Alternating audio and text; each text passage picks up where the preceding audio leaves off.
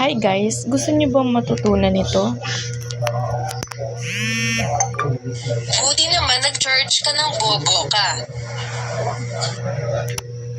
Tangina mo, ba't mo tinanggal? Hindi pa ako full charge, poking ng ina mo, saksak mo ulit. First of all, pumunta ka muna sa TikTok account mo. Wala na ulit pa. Tapos i-search mo yung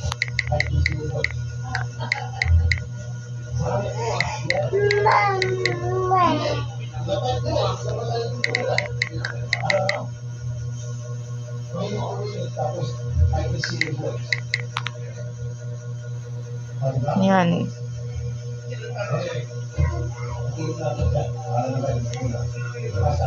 Buti naman nag-charge ka ng bobo ka.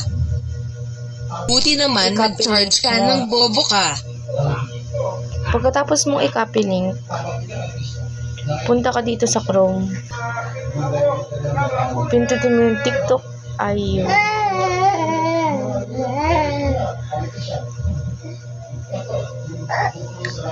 Tapos, i-paste mo yung na-download mo. Hindi. Tapos, i-download mo. Download MP3. Tapos, punta ka sa Play Store.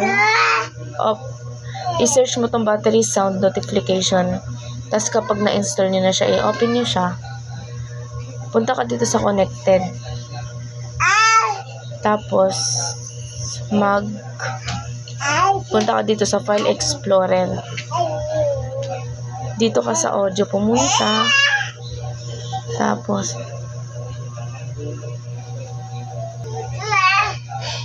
Buti naman nag-charge ka ng bobo ka. pindutin nyo lang yan.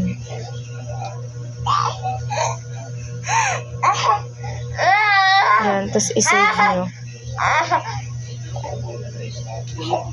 Tignan natin. Buti naman nag-charge ka ng bobo ka. Yun lang, bye.